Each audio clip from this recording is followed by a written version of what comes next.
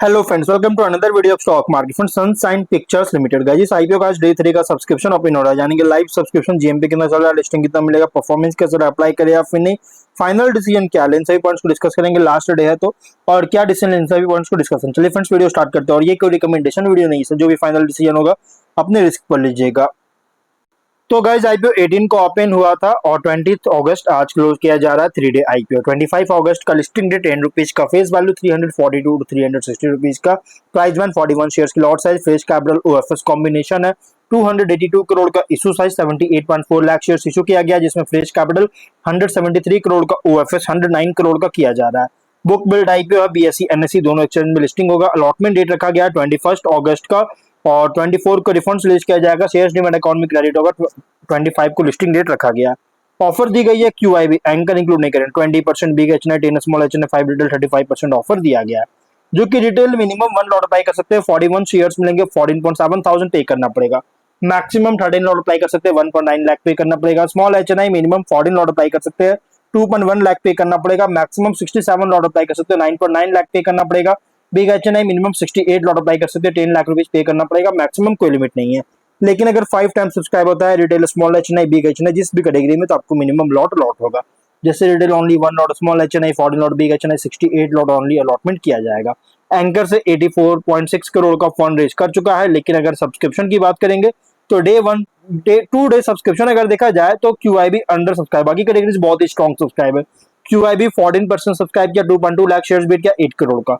Big HNI 29.1 time subscriber, 7.8 lakh shares offer था, 2.3 crore shares का beat किया 820 करोड़ का।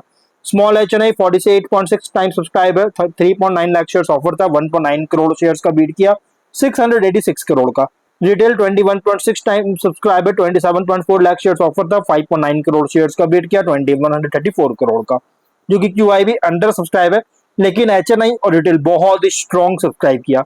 टोटल 18.5 टाइम सब्सक्रिप्शन है, 10.1 करोड़ शेयर्स का बीट किया, 3648 करोड़ का सब्सक्राइब देखने को मिल रही है। नो डाउट बहुत ही स्ट्रॉन्ग सब्सक्राइब है ओवरऑल। लेकिन अगर जीएमपी की बात करेगा इस, तो कंपनी का जीएमपी 77 रुपीज का ट्रेड करा, 21.4% का स्ट्रॉन्ग लिस्टिंग गेन एक्सपेक्ट कर सकते हैं। 437 रुपीज का एस्टिमेटेड लिस्टिंग प्राइस, 3157 रुपीज का एस्टिमेटेड प्रॉफिट सिंगल लॉट पर मिल सकता है। बिजनेस क्या है तो company film, TV series, web series और रिलेटेड सर्विसेज का originating, creating, developing, producing, marketing and distribution के बिजनेस में इंगेज है, जो कि प्रोडक्शन हाउस कंपनी है। लेकिन फाइनेंशियल अगर देखा जाए तो कंपनी का टॉप लाइन डिक्लाइन करता हुआ देखने को मिल रहा है, जबकि बॉटम लाइन 25 में गिरावट आया, 24 में वापस से ग्रोथ किया, मतलब बॉटम लाइन इनकंसिस्टेंसी देखने को मिल रही है। टॉप लाइन में गिरावट है लेकिन बॉटम लाइन इनकंसिस्टेंसी देखने को मिल रही है। अगर कॉम्पिटिटर की बात करें तो panorama studios international, Baweja studios, Balaji telefilms या प्राइम फोकस भी ये सभी इसके कॉम्पिटिटर है। ऑब्जेक्टिव क्या है, working capital requirement general corporate purpose के लिए ऑब्जेक्टिव है रखा गया है और फंडिंग चाहता है इसके लिए। और देखिए कंपनी जो है ना फॉलो करता है डी रिस्किंग स्ट्रेटजी का प्रोजेक्ट्स के लिए, जिससे पॉजिटिव रिटर्न इंश्योर कर रही है। और अगर रेशियोज देखा जाए तो R O E 32, R O C E 36.2, R O N W 27.6, PAT margin 53.8, EBITDA margin 78.6% का, डेट इक्विटी 0.06 टाइम का, पीबी 6.5, पी रेशियो 23.7 टाइम का। Promoter holding pre issue 100 post 74.8% का प्रोमोटर होल्डिंग होगा। रिसेंट फाइनेंशियल डेटा के according price band जो रखा गया है एग्रेसिव रखी गई, मतलब कि ओवरली प्राइस रखी गई है। लेकिन अगर हम स्वॉट एनालिसिस करेंगे तो स्ट्रेंथ अगर देखा जाए तो company film, television, digital content production sector में ऑपरेट करता है और स्टैब्लिश प्रोडक्शन हाउस है, जो कि एक्सपीरियंस है originating, developing, producing, marketing, distributing films and web series का। स्ट्रॉन्ग ट्रैक रिकॉर्ड है कॉमर्शियली सक्सेसफुल फिल्म्स का, जैसे फोर्स हो गया, Commando, The Kerala Story franchise. Experience leadership है डीप एक्सपर्टाइज के साथ फिल्म मेकिंग, कंटेंट प्रोडक्शन के लिए। और साथ में बहुत बड़े बड़े प्रोडक्शन कंपनीज के साथ भी जॉइंट वेंचर कंपनी काम करता है।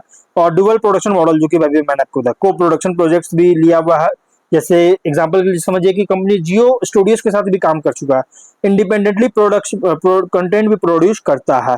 और को प्रोडक्शन जो कि फाइनेंशियल रिस्क रिड्यूस कर सकता है, जिस क्योंकि सोल प्रोडक्शन जो कि ग्रेटर ओनरशिप प्रोवाइड करता है इंटेलेक्चुअल प्रॉपर्टी और पोटेंशियल अपसाइड का। लेकिन प्रेजेंस भी ग्रो कर रहा है वेब सीरीज और डिजिटल कंटेंट में, जिसे डाइवर्सिफिकेशन प्रोवाइड करता है थिएट्रिकल फिल्म्स के अलावे। और वीकनेस की बात करें तो बिजनेस परफॉर्मेंस हाईली वोलेटाइल होता है, क्योंकि फिल्म रेवेन्यू डिपेंड करता है इंडिविजुअल प्रोजेक्ट के सक्सेस पर। और रेवेन्यू सिग्निफिकेंटली फ्लक्चुएट कर सकता है फाइनेंशियल ईयर्स के दौरान बीच में, क्योंकि फिल्म रिलीज और मोनेटाइजेशन साइकिल्स पर डिपेंड होने के कारण सिग्निफिकेंट वर्किंग कैपिटल जरूरत पड़ेगा फिल्म एंड कंटेंट प्रोडक्शन के लिए। और relatively limited number of major studios और डिस्ट्रीब्यूटर्स के ऊपर डिपेंडेंस बहुत ज्यादा है, जिससे कस्टमर कॉन्सेंट्रेशन रिस्क क्रिएट करता है। और क्रिएटिव टैलेंट, सक्सेसफुल कंटेंट जो कि डिफिकल्ट होता है कंसिस्टेंटली प्रेडिक्ट कर पाना। लेकिन अपॉर्चुनिटीज की बात करें, डिमांड जो है ग्रो कर रही है OTT, web series, digital entertainment के लिए। और इंटेलेक्चुअल प्रॉपर्टी ओनरशिप का एक्सपेंशन जो कि रेकरिंग मोनेटाइजेशन अपॉर्चुनिटीज क्रिएट कर सकता है थिएट्रिकल, स्ट्रीमिंग, सैटेलाइट म्यूजिक और अदर राइट्स के थ्रू। सीक्वल्स, फ्रेंचाइजेस और एडेप्टेशंस जो कि एडिशनल रेवेन्यू अपॉर्चुनिटीज प्रोवाइड कर सकता है। और डिमांड इंक्रीज कर रहा है इंडियन कंटेंट के लिए डोमेस्टिक और इंटरनेशनल स्ट्रीमिंग प्लेटफॉर्म्स पर से। और को प्रोडक्शन पार्टनरशिप जो कि अलाउ करता है कंपनी को इसके कंटेंट पाइपलाइन को एक्सपैंड करने में, जबकि फाइनेंशियल रिस्क को मैनेज भी करती है, फाइनेंशियल रिस्क को मैनेज भी कर रही है। और थ्रेट अगर देखा जाए तो strong competition, established production house और मेजर ओटीटी स्टूडियो से। और पुअर परफॉर्मिंग मेजर फिल्म जो कि कोई बहुत बड़ी फिल्म अगर पुअर परफॉर्मेंस बहुत खराब होता है तो फाइनेंशियल रिजल्ट्स को मटेरियली अफेक्ट कर सकता है।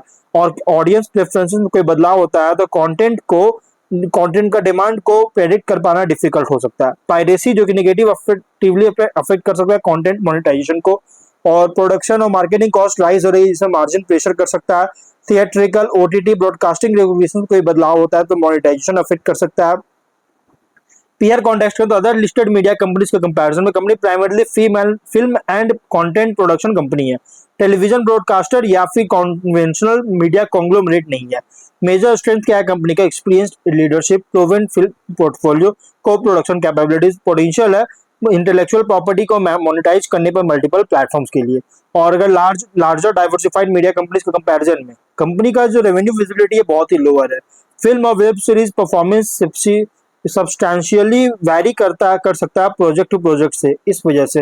लेकिन इन्वेस्टर के लिए आईपीओ रिप्रेजेंट करा media, film and digital content sector पे जहां लॉन्ग टर्म ग्रोथ डिपेंड करता है कंटेंट पाइपलाइन के क्वालिटी पर और successful IP monetisation, OTT expansion और डिसिप्लिन प्रोडक्शन कॉस्ट पर।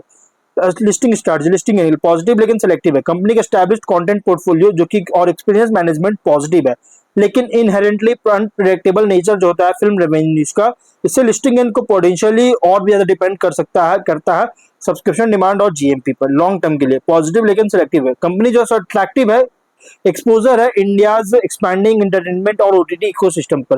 की फैक्टर्स आपको कुछ मॉनिटर करना हो जैसे upcoming content pipeline, repeat success of film franchise, OTT monetisation, intellectual property ownership, customer concentration, cash flow generation, strategy verdict. Listing के लिए selective है, अगर सब्सक्रिप्शन डिमांड जीएमपी सपोर्टिव होता है तो लॉन्ग टर्म के लिए सिलेक्टिव है। लेकिन स्ट्रॉन्ग कंटेंट प्रोडक्शन कैपेबिलिटीज और एक्सपीरियंस लीडरशिप जो कि अट्रैक्टिव तो है लेकिन अर्निंग वोलेटिलिटी और सक्सेसफुल प्रोजेक्ट्स पर डिपेंडेंस जो कि हायर रिस्क मीडिया इन्वेस्टमेंट बनाता है। क्योंकि देखिए तो रेवेन्यू लगातार गिरावट आ रहा है, प्रॉफिट 25 में गिरावट देखने को मिला था और 26 में वापस से ग्रोथ, मतलब इनकंसिस्टेंसी देखने को मिला था। इसलिए जो भी फाइनल डिसीजन लीजिएगा अपने रिस्क पर लीजिएगा, ये कोई रिकमेंडेशन वीडियो नहीं है। तो गाइस वीडियो कहीं पर एंड करते, कोई डाउट है कमेंट बॉक्स में पूछे। मिलते हैं नेक्स्ट वीडियो में, टिल देन